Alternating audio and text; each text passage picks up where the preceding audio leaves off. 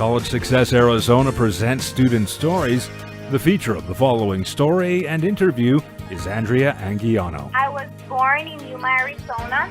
I was raised in San Luis, Mexico, and then I moved to Yuma, Arizona when I was in third grade. Did you speak English when you moved to Yuma? No, I did not speak any English at all. Can you talk about that transition, moving from Mexico to the U.S. and not speaking English? Yes, it was a really hard transition because I did not know any English. My mother did not know any English as well. So it was really hard to communicate once you come to another state. I had to go to ELL classes so that I can learn the language. It was really hard, but after attending after-school classes, I was able to fully comprehend the language. And where did you graduate from high school? I graduated here in Yuma, Arizona from Cibola High School. And what are you doing now academically? Right now, academically, I am attending University of Arizona, Yuma. And what are you pursuing so far as your education? Right now, I am pursuing Family Studies and Human Development with a minor in Human Services. And what do you hope to do as a career? Well, in Family Studies, I have several options. One thing that I would like to do is counsel people. As well, I would like to be a counselor even within families or like in a high school or just counsel people in either programs or in any type of counseling department. And where does this come from? What is motivating you to do this as a possible career? I got the motivation because when I was in middle school, I started doing office runners. So they assisted me with helping people, and I actually, they got me into a program which was called Peer Mediation, where when people, when students got in fights, I will mediate between them and try to solve the problem and see what we can do to change all of the problems that they had between each other. So that motivated me because I saw that I was able to counsel people and that I was able to change the way they were thinking, and I would be able to calm them. So that got motivated me to become a better person and to fully assist them into changing the way they thought about a problem or a specific topic.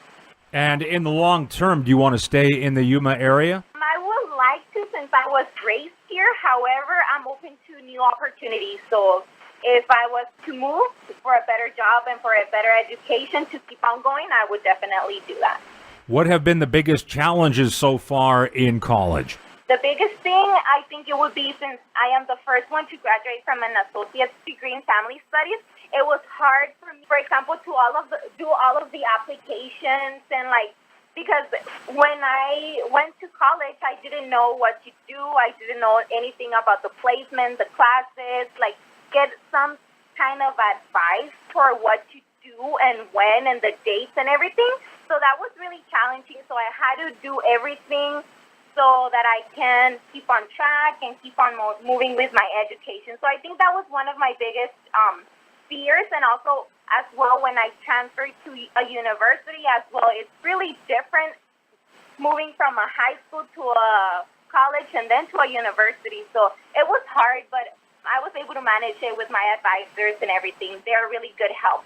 And you mentioned the advisors from College Success Arizona. They're called Success Advisors, essentially mentors who help you through some of the challenges academically and sometimes personal in college. And your advisor is Matt Sotelo. Can you kind of talk about the role that Matt has played in your life? Yes, he is a really great advisor. He has helped me a lot in guiding me in everything, because sometimes we would talk about what I could do regarding my classes, because classes can be really hard, especially if you're doing them online. It's kind of hard to keep on track with all of the work and everything, because sometimes, for example, you don't know that something is due, or you don't know how to do it. So he will always guide me on that, and as well on my classes, on my grades and all of them, just to keep on going, because I really want to finish my bachelor's degree. And the scholarship provides up to $6,000 per year for educational expenses. Can you talk about how that has helped you to limit or possibly avoid student debt? Yes, it's definitely a great assistance, because Like I said, well, I come from a single mother, and I am the first one to graduate, so it's really hard. Like my sister, she did not go to, well, she did go to a college, but she didn't finish her education. So it was really hard. It's hard for me as a single, and for me to live in with a single mother to actually pay for college and for her to help me with all of the school supplies and all of the things that I have to pay. So this was definitely a great assistance. If it wasn't because of that, maybe I wouldn't have just kept on going with my education. I would have, but once I would like raise money or something so that I couldn't go into a big debt later on. And how old are you currently, Andrea? Right now, I am currently 22 years old. And what advice can you offer to middle and high school students in Yuma and elsewhere who may be considering college? I would advise them to keep on going with their education and that to put goals and so that they can do them, because if you put goals in your life, you would always try to achieve them. So if you really want something, you would work towards what you want. And can you talk about the role that your mother played in encouraging you to attend college? Yes, she really encouraged me to keep on going. She always advised me that if a class was hard, not to stress out, that I was going to be able to do it with patience and like with dedication, and to just sit down, relax, do something so that I can forget about my stress and then just keep going, or finish my paper on time, to schedule like different hours from my day to work on the important assignments that I had to do, like projects or tests, finals, etc. Thank you, Andrea, for the interview and for working so hard to make a difference in our community.